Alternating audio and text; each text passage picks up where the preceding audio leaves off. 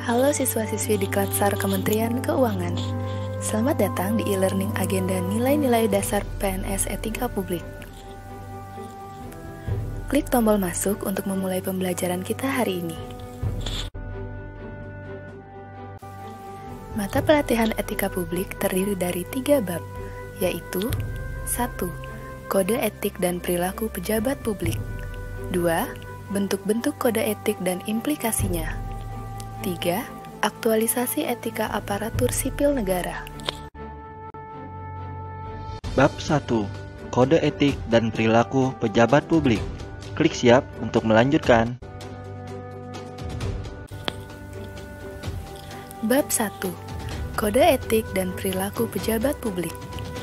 Pada bab ini, kita akan mempelajari 8 subbab yang terdiri dari 1.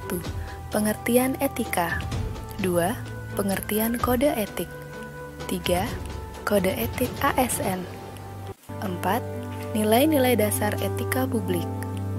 5. Definisi dan ruang lingkup etika publik. 6. Dimensi etika publik. 7. Tuntutan etika publik dan kompetensi. 8. Perilaku pejabat publik. Silahkan posisikan duduk senyaman mungkin, lalu klik siap untuk melanjutkan. Setelah mengikuti pembelajaran pada bab ini, diharapkan kamu akan 1. Memiliki pemahaman tentang kode etik dan perilaku pejabat publik. 2. Mengenali berbagai bentuk sikap dan perilaku yang bertentangan dengan kode etik dan perilaku, serta implikasi dari pelanggaran kode etik dan perilaku bagi dirinya. 3. Menunjukkan sikap dan perilaku yang sesuai dengan kode etik dan perilaku selama diklat. Etika.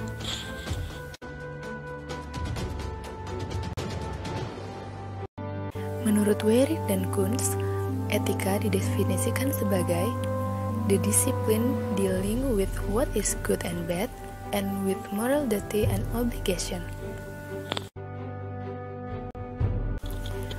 Sedangkan menurut Rikokur, etika didefinisikan sebagai tujuan hidup yang baik bersama dan untuk orang lain di dalam institusi yang adil. Sedangkan tokoh cendekiawan Muslim Azumardi Azra memandang etika sebagai karakter atau etos individu atau kelompok berdasarkan nilai-nilai dan norma-norma luhur. Dalam konteks Indonesia, menurut Azumardi Azra, nilai-nilai etika sebenarnya tidak hanya terkandung dalam ajaran agama dan ketentuan hukum, tetapi juga dalam sosial dekorum berupa adat istiadat dan nilai-nilai luhur sosial budaya, termasuk nilai-nilai luhur yang terkandung di dalam ajaran Pancasila. Jadi, apa itu etika?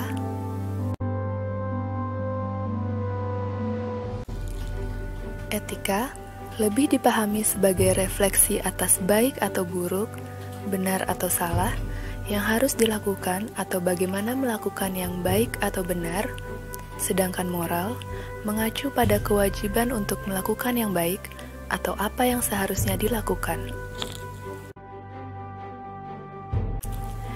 Etika publik.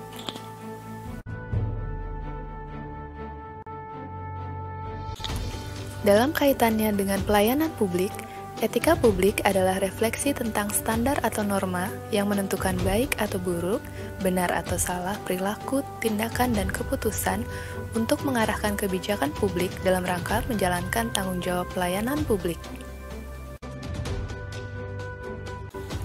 Haryat Moko, seorang filsuf ternama yang juga dosen tetap beberapa universitas di Indonesia, berpendapat bahwa integritas publik menuntut para pemimpin dan pejabat publik untuk memiliki komitmen moral dengan mempertimbangkan keseimbangan antara penilaian kelembagaan, dimensi-dimensi pribadi, dan kebijaksanaan di dalam pelayanan publik.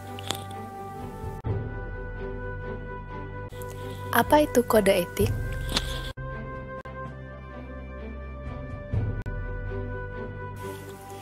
Kode etik adalah aturan-aturan yang mengatur tingkah laku dalam suatu kelompok khusus, Sudut pandangnya hanya ditujukan pada hal-hal prinsip dalam bentuk ketentuan-ketentuan tertulis. Adapun kode etik profesi dimaksudkan untuk mengatur tingkah laku atau etika suatu kelompok khusus dalam masyarakat melalui ketentuan-ketentuan tertulis yang diharapkan dapat dipegang teguh oleh sekelompok profesional tertentu. Terdapat 12 kode etik ASN yang dapat kamu lihat di Undang-Undang Nomor 5 Tahun 2014 tentang Aparatur Sipil Negara. Klik tombol unduh untuk mengunduh PDF undang-undang tersebut. Terdapat 15 kode etik ASN yang dapat kamu lihat di Undang-Undang Nomor 5 Tahun 2014 tentang Aparatur Sipil Negara. Definisi dan lingkup etika publik. Etika publik merupakan refleksi tentang standar atau norma yang menentukan baik atau buruk, benar atau salah perilaku, tindakan, dan keputusan untuk mengarahkan kebijakan publik dalam rangka menjalankan tanggung jawab pelayanan publik.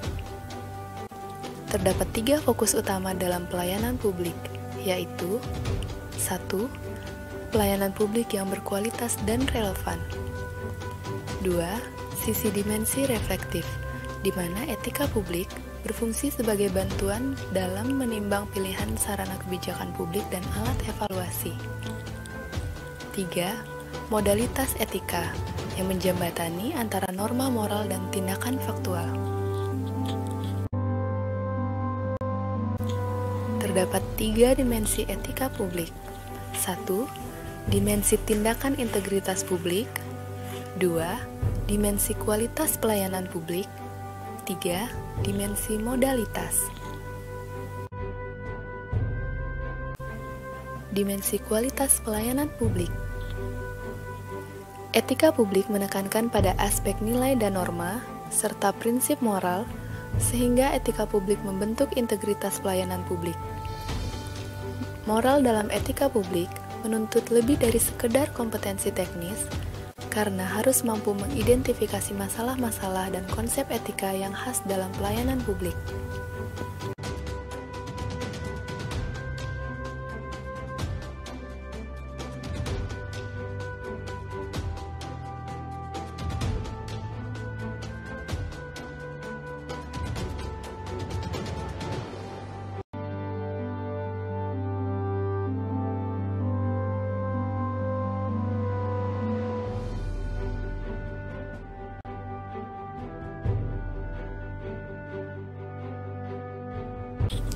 Integritas publik juga dimaksudkan kualitas dari pejabat publik yang sesuai nilai, standar, aturan moral yang diterima masyarakat. Integritas publik juga merupakan niat baik seorang pejabat publik yang didukung oleh institusi sosial seperti hukum, aturan, kebiasaan, dan sistem pengawasan. Pelayanan publik yang profesional membutuhkan tidak hanya kompetensi teknik dan kepemimpinan, namun juga kompetensi etika. Tanpa kompetensi etika, pejabat cenderung menjadi tidak peka, tidak peduli, dan diskriminatif, terutama pada masyarakat kalangan bawah. Menurut tokoh agama Islam Nabi Muhammad, apabila suatu urusan diserahkan kepada seseorang yang bukan ahlinya, tunggulah kehancuran. Oleh karena itu, perlu ada perubahan mindset dari seluruh pejabat publik. Perubahan mindset ini merupakan reformasi birokrasi yang paling penting, setidaknya mencakup 3 aspek, yakni: pertama, berubah dari penguasa menjadi pelayan; kedua, merubah dari wewenang menjadi peranan; ketiga, menyadari bahwa jabatan publik adalah amanah yang harus dipertanggungjawabkan bukan hanya di dunia, tapi juga di akhirat. Dalam reformasi birokrasi, ada 8 area perubahan yang harus dilakukan oleh seluruh kementerian lembaga dan pemerintah pusat dan daerah di Indonesia, yakni: 1. Manajemen perubahan; 2. Penataan peraturan perundang-undangan; 3. Penataan dan penguatan organisasi; 4. Penataan tata laksana; 5. Penataan sistem manajemen SDM. 6.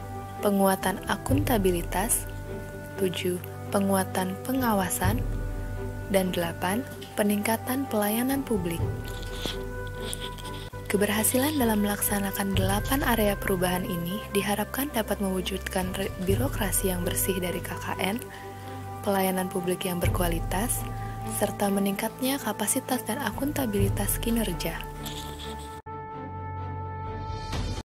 Yeay! Selamat ya, kamu sudah selesai mempelajari bab 1 mengenai kode etik dan perilaku pejabat publik. Hayo, kamu mau lanjut ke bab selanjutnya? Atau kita ulang lagi nih, supaya lebih jelas?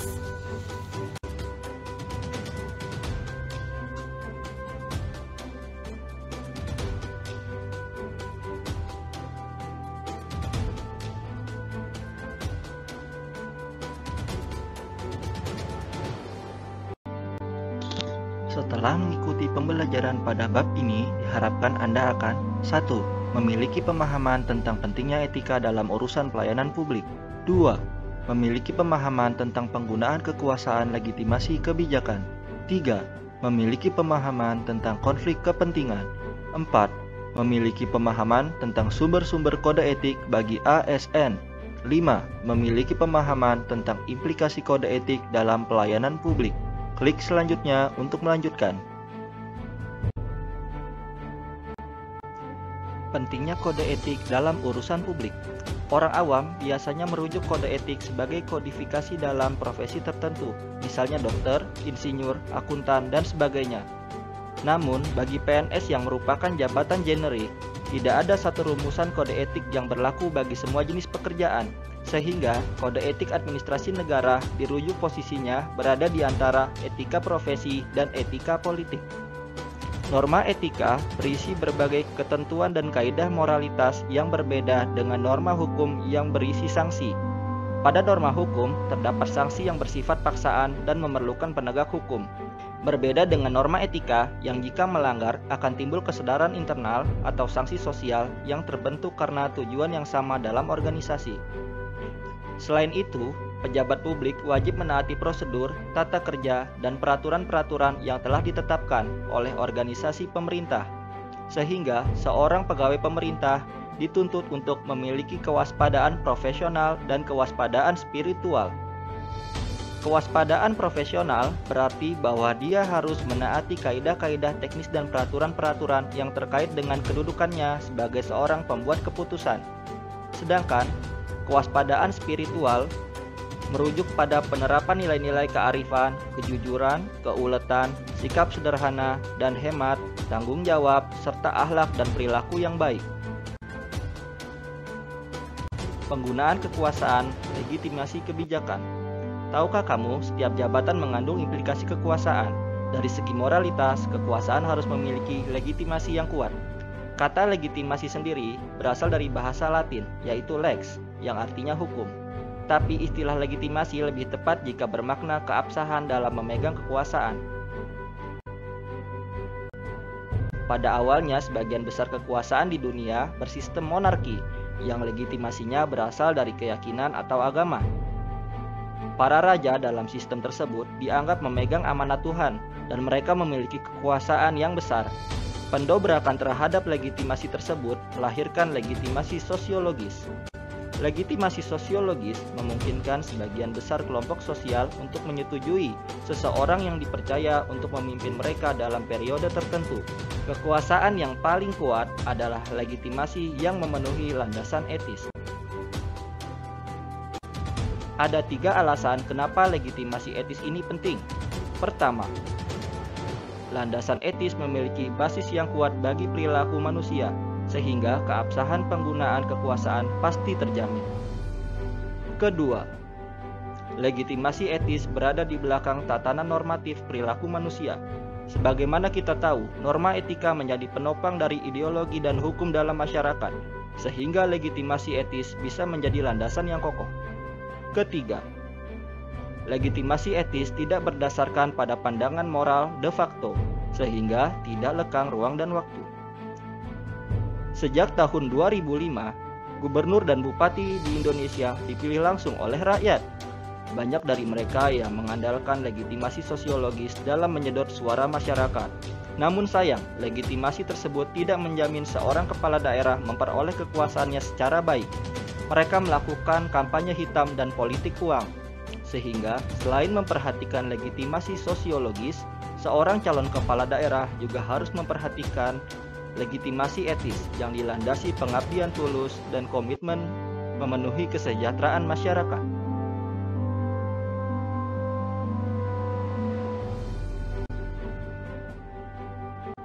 Konflik kepentingan.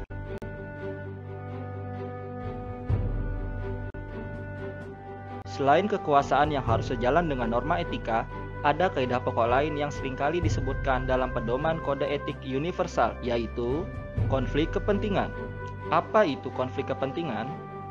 McDonald pada tahun 2005 mendefinisikan konflik kepentingan adalah tercampurnya kepentingan pribadi dan kepentingan organisasi yang mengakibatkan kurang optimalnya pencapaian tujuan organisasi. Nah, konflik kepentingan dalam organisasi pemerintah dapat menyebabkan penyalahgunaan kekuasaan, penggunaan sumber daya publik kurang optimal, dan kesejahteraan rakyat yang terabaikan. Konflik kepentingan menimbulkan pengaruh buruk yang banyak, sebagai besar tercermin dalam 6 perilaku, yaitu 1. Aji mumpung. Oknum biasanya berperilaku memanfaatkan jabatan untuk kepentingan pribadi atau golongan. 2. Suap. Menerima dan memberi suap dilakukan dalam bentuk transaksi yang tidak bertanggung jawab. 3. Penyalahgunaan pengaruh pribadi. Memanfaatkan pengaruh pribadi untuk kepentingan karir dilakukan beberapa oknum. 4.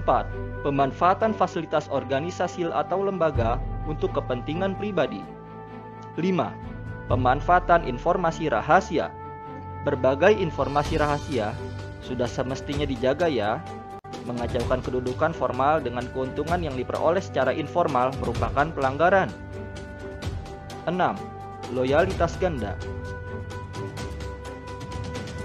Banyak pejabat yang memiliki bisnis pribadi mengambil manfaat dari jabatannya dalam pemerintahan, sehingga timbullah loyalitas ganda.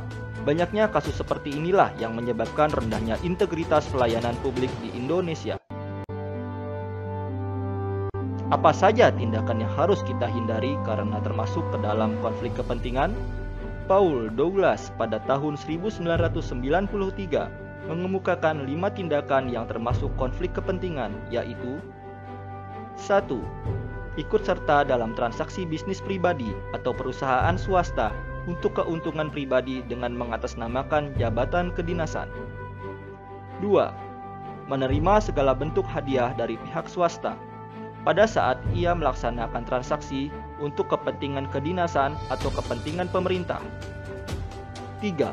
Membicarakan masa depan peluang kerja di luar instansi pada saat ia berada dalam tugas-tugas sebagai pejabat pemerintah. 4. Membocorkan informasi komersial atau ekonomis yang bersifat rahasia kepada pihak-pihak yang tidak berhak. 5. Terlalu erat berurusan dengan orang-orang di luar instansi pemerintah yang dalam menjalankan bisnis pokoknya tergantung kepada izin pemerintah. Apa saja tindakan yang harus kita hindari karena termasuk ke dalam konflik kepentingan? Paul Douglas pada tahun 1993 mengemukakan 5 tindakan yang termasuk konflik kepentingan, yaitu 1. Ikut serta dalam transaksi bisnis pribadi atau perusahaan swasta untuk keuntungan pribadi dengan mengatasnamakan jabatan kedinasan.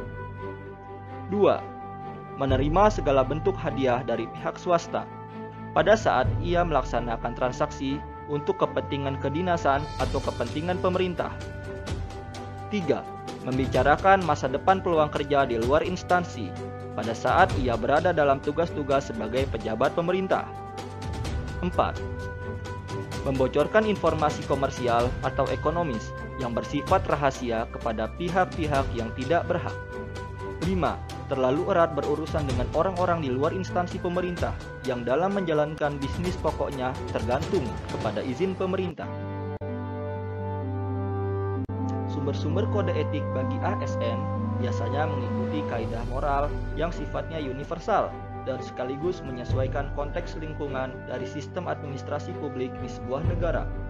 American Society for Public Administration pada tahun 1981 menyebutkan 9 azas sebagai sumber kode etik administrasi publik. 1. Pelayanan kepada masyarakat adalah di atas pelayanan kepada diri sendiri.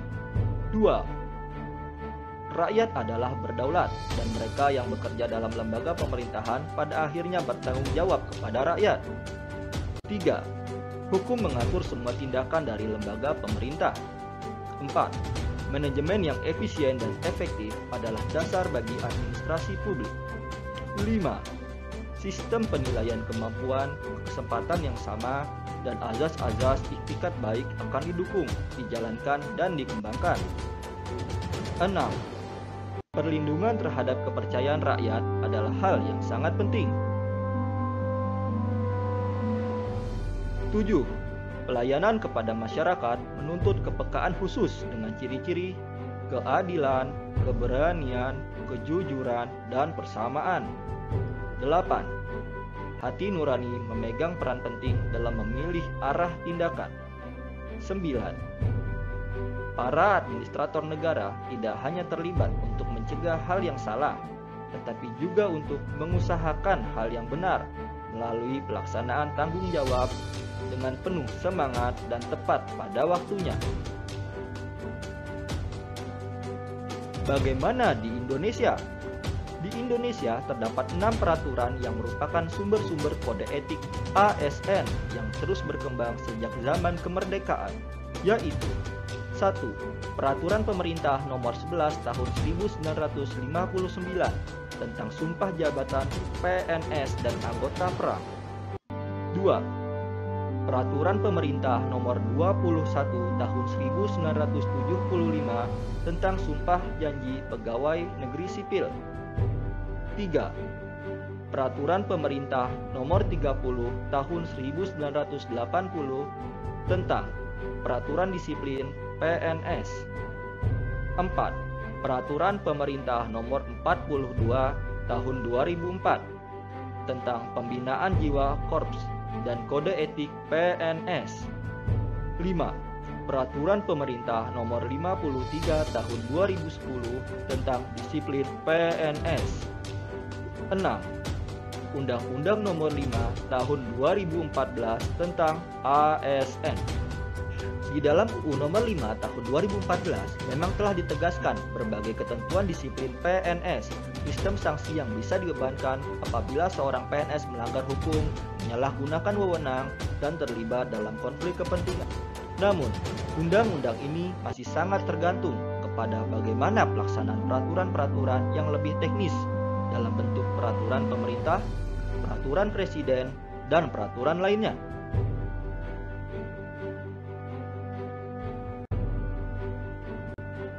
Empat, Peraturan Pemerintah Nomor 42 Tahun 2004 tentang Pembinaan Jiwa Korps dan Kode Etik PNS. 5. Peraturan Pemerintah Nomor 53 Tahun 2010 tentang Disiplin PNS. 6. Undang-Undang Nomor 5 Tahun 2014 tentang ASN. Di dalam UU Nomor 5 Tahun 2014 memang telah ditegaskan berbagai ketentuan disiplin PNS, sistem sanksi yang bisa dibebankan apabila seorang PNS melanggar hukum, menyalahgunakan wewenang, dan terlibat dalam konflik kepentingan.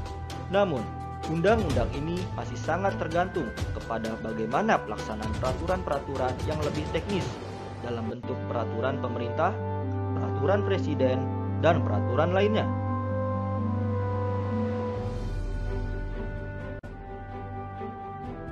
Implikasi kode etik dalam pelayanan publik.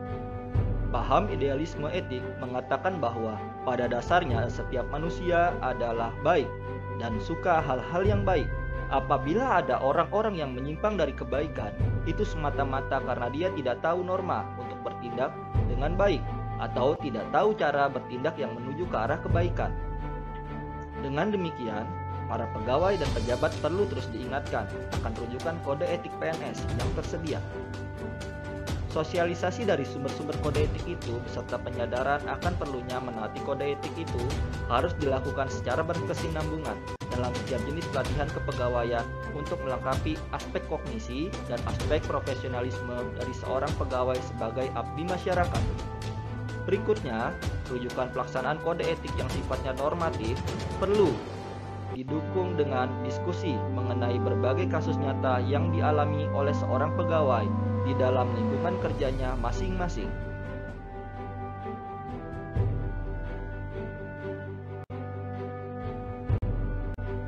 Mantap jiwa! Kamu sudah selesai mempelajari bab 2, bentuk-bentuk kode etik dan implikasinya. Hayo, kamu mau lanjut ke bab 3 atau kita ulang lagi nih supaya lebih jelas?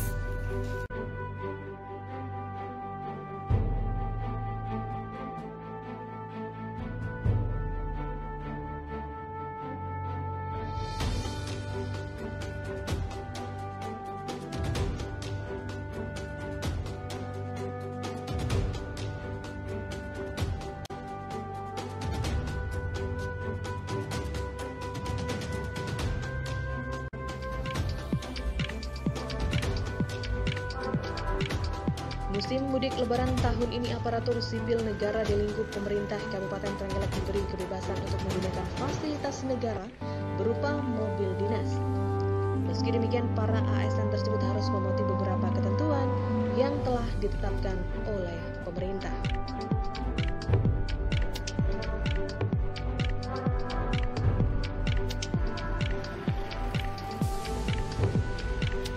Beberapa ketentuan yang harus dipatuhi oleh ASN yang menggunakan mobil dinas untuk mudik lebaran, di antaranya yaitu ASN tersebut dilarang menggunakan anggaran negara untuk biaya operasional selama mudik lebaran. Selain itu, ASN tersebut juga dilarang menghilangkan ataupun merusakkan mobil dinas yang dibawanya.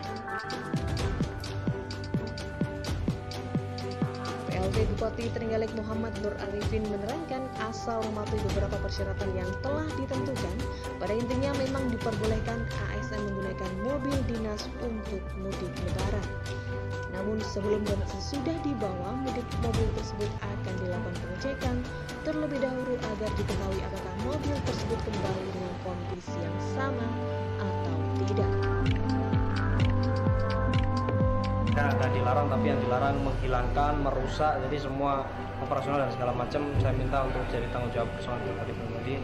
Nanti tapi sebelumnya saya minta untuk ada fakta integritas, terus kemudian juga dicek kondisi fisik terakhir sebagai bukti nanti kembali apakah kondisinya sama baiknya.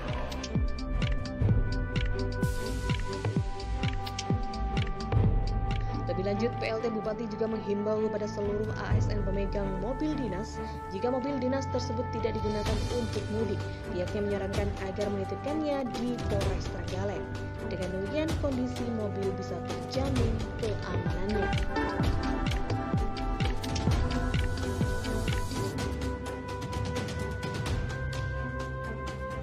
Banyak cara curang memang untuk mensiasati absensi masuk pegawai negeri sipil. Seperti yang terjadi di Jombang, seorang camat memilih untuk membawa absensi elektronik yang biasa terpasang di kantor camat hingga keluar kota agar tetap bisa absen kerja meski dirinya tak berada di kantor.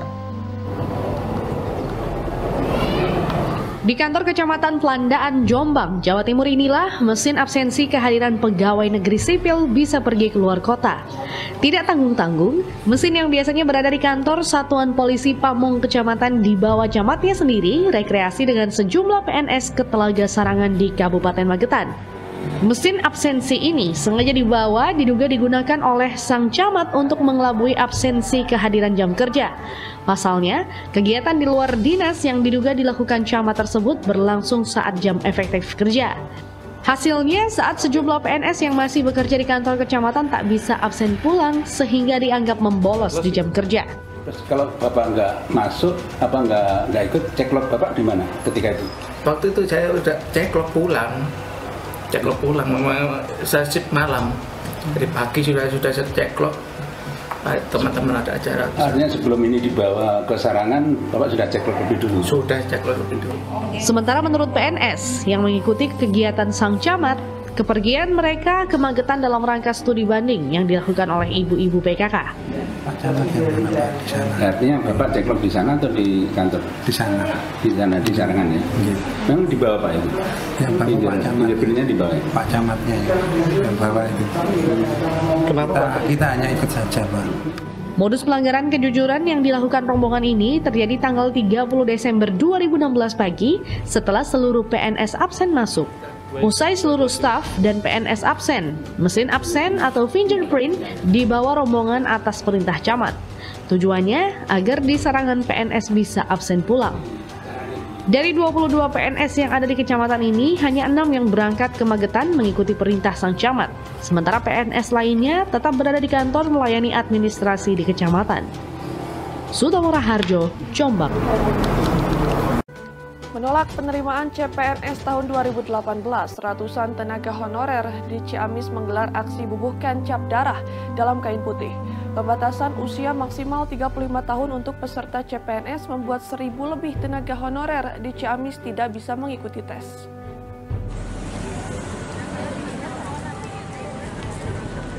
Sekitar 200 orang tenaga honorer di Kabupaten Ciamis, Jawa Barat turun ke jalan Kamis siang. Mereka menolak pelaksanaan rekrutmen CPNS yang digelar Kementerian Menpan RB tahun 2018 ini. Selain Long March, ratusan tenaga honorer ini menggelar tanda tangan massal. Sebagai bentuk keprihatinan, mereka juga bubuhkan cap darah dalam kain putih sepanjang 100 meter. Tenaga honorer menyayangkan regulasi pembatasan usia maksimal 35 tahun untuk peserta tes CPNS yang dibuka 18 September mendatang. Dari total 1.136 tenaga honorer kategori 2 di Ciamis, hanya 72 orang saja yang bisa mengikuti tes CPNS. 1.062 orang dipastikan gagal mengikuti CPNS karena usia di atas 35 tahun. Tuntutannya satu, bahwa kategori 2 Kabupaten Ciamis menolak adanya CPNS karena tidak berpihak ke kategori 2. Dengan adanya penyekatan kategori 2 dengan usia 35 tahun ke atas ke bawah, itu tidak ada regulasi untuk kategori yang sudah pada tua. Di Kabupaten Ciamis kategori yang semuanya 1.136, yang bisa ikut testing cuma 72 orang, itu juga belum tersekat dengan pendidikan. Jadi semua honorer kategori 2 Kabupaten Ciamis menolak adanya CPNS. Para tenaga honorer ini mengaku sudah mengabdi sebagai tenaga honorer guru, tenaga honorer kesehatan hingga teknik selama 15 hingga 25 tahun lamanya. Bahkan, upah yang diterima sangatlah minim, antara 100 hingga 250 ribu rupiah saja per bulannya. 18 tahun. Ada, sejak tahun 2000. Ada. Iya. Ibu ngajar, Bu. Ada. Sampai saat ini Ibu belum diangkat jadi PNS. Ya, cuma bimbingan aja dari dulu, nggak ada itu. Rencananya, kain berisi tanda tangan dan cap jempol darah akan disampaikan pada Presiden Joko Widodo. Mereka juga berharap agar segera diangkat menjadi pegawai negeri sipil meski usianya tak muda lagi. Deden Rahadian, Ciamis.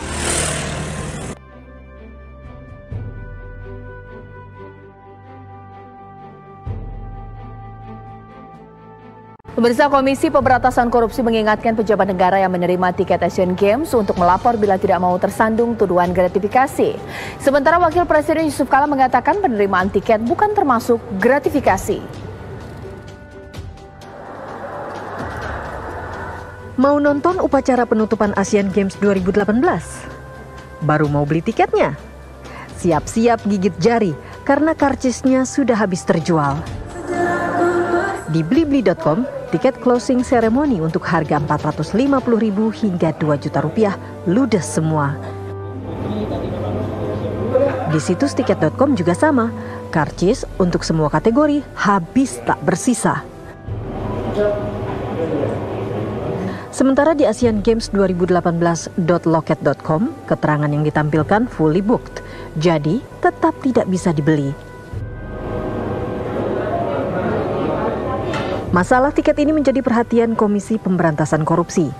Sebab KPK mendapat informasi ada pejabat BUMN yang memborong tiket Asian Games untuk diberikan kepada aparatur negara. Komisi ini juga menerima kabar ada pejabat yang menerima atau meminta karcis. Juru bicara KPK Febri Diansyah mengimbau aparatur negara yang mendapat tiket gratis untuk melapor bila tidak mau dianggap menerima gratifikasi. Yang tidak dipersoalkan adalah undangan secara resmi. Seharusnya undangan itu hanya ditujukan pada orang-orang yang memang secara kelembagaan diundang oleh panitia.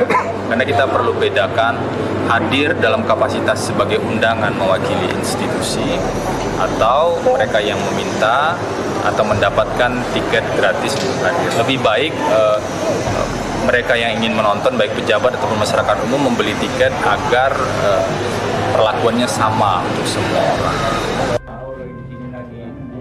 Sementara Wakil Presiden Yusuf Kala mengatakan penerimaan tiket Asian Games bukan termasuk gratifikasi dan pejabat tak perlu melaporkannya. Tiket kan harganya paling tinggi 2-3 juta dan itu tidak diminta. Soalnya begini, ada sponsor banyak, ada beberapa sponsor yang membeli tiket banyak sebagai sponsorship, ada beli 1.000. Itu karena itu kan sebagai persahabatan, bukan sebagai gratifikasi. Harganya 1 juta, 2 juta, paling tinggi ada 100.000. Nah, itu kalau 1.000 itu mau dikasih siapa? Kan mesti dikasih teman-temannya. Nah, bahwa mungkin temannya itu pejabat, ya apa yang salah sih? Ini kan nasional, harga diri nasional dipertaruhkan. Bukan mereka mau dengan karcis langsung kaya, langsung mewah. Ya hanya mendukung tepuk tangan nasional itu juga sumbangan loh itu. Tapi Pak, apakah pemerintah meminta setiap pejabat untuk melapor itu ke saya? Enggak perlu. Karena ada batasnya gravitasi itu 10 juta gitu kan. Komisi Pemberantasan Korupsi menyebutkan gratifikasi bisa mencakup uang, barang, komisi, potongan harga, pinjaman tanpa bunga, tiket perjalanan, fasilitas penginapan, perjalanan wisata, pengobatan cuma-cuma, serta fasilitas lainnya. Dari Jakarta, tim TV One mengabarkan.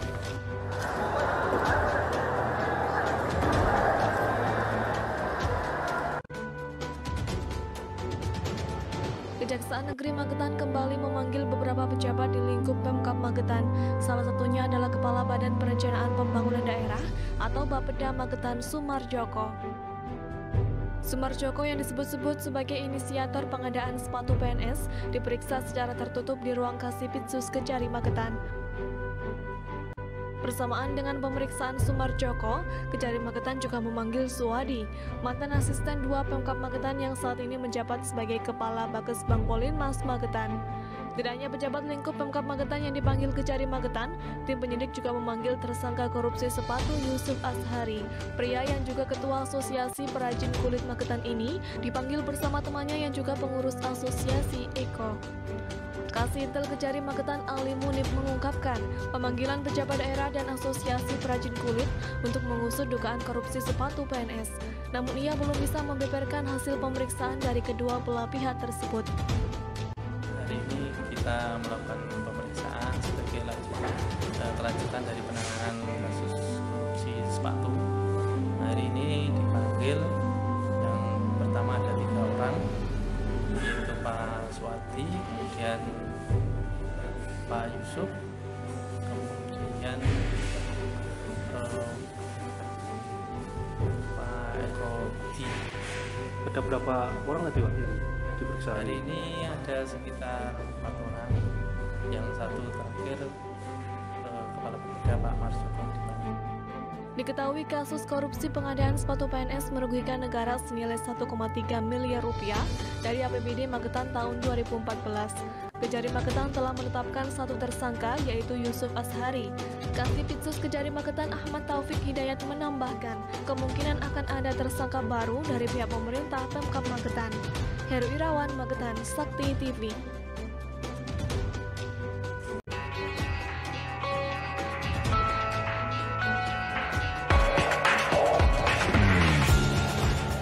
Gubernur Jawa Timur Soekarwo melantik Bupati dan Wakil Bupati Tulungagung terpilih Syahri Mulyo Marioto Wibowo di kantor Kementerian Dalam Negeri Jakarta Selasa siang.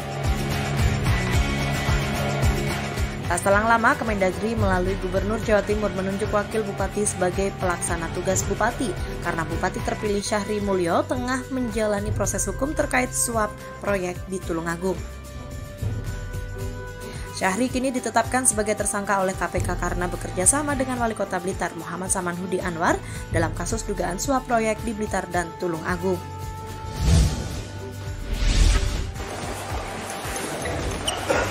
Pak Syahri, ada yang disampaikan Pak untuk masyarakat Tulungagung, Pak? Pak Syahri, kata-kata kecewa tuh gimana Pak? Pak, ngajuin JC nggak sih Pak? Mendagri Cahyokumolo menyatakan apa yang telah diputuskannya sudah sesuai dengan Undang-Undang Kepala Daerah yang terjerat hukum tetap dilantik.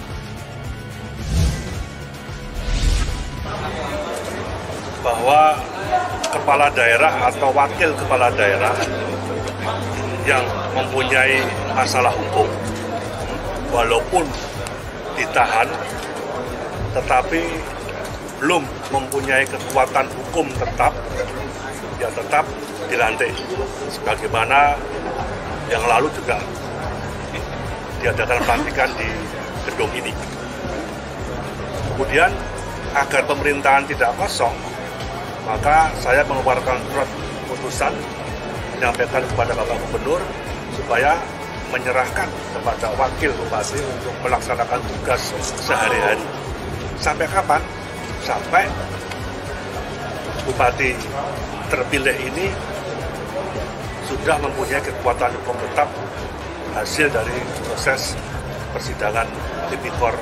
Sementara pelaksana tugas Bupati Tulungagung Marwoto Wibowo mengatakan akan meyakinkan kepada masyarakat dan akan merealisasikan program-program dalam janji kampanye yang akan dijalankan. Kami masih sebagai wakil tetap akan memperjuangkan, memberikan satu kepercayaan kepada masyarakat bahwa Sahto ini programnya adalah sangat peduli kepada kepentingan masyarakat yang ini. Oleh karena itulah berbagai upaya kami lakukan, kami memberikan satu keyakinan bahwa program-program Sahto di Kabupaten Tulungagung dan itu berjalan dengan baik. Dan tadi diketahui kita bersama dengan sudah kami dilantik menjadi PLT Bupati dan atas persetujuan Bapak Menteri Dalam Negeri oleh Bapak Gubernur, artinya bahwa kami secara legalitas sudah mempunyai tugas dan fungsi sebagai kepala daerah. Azizul Hakim, CPNN.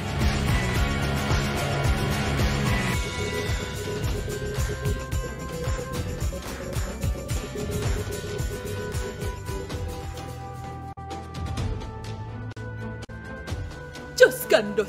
Ini adalah akhir dari bab 3, aktualisasi etika ASN. Kamu mau ulang bab 3 atau langsung ikut kuis final nih?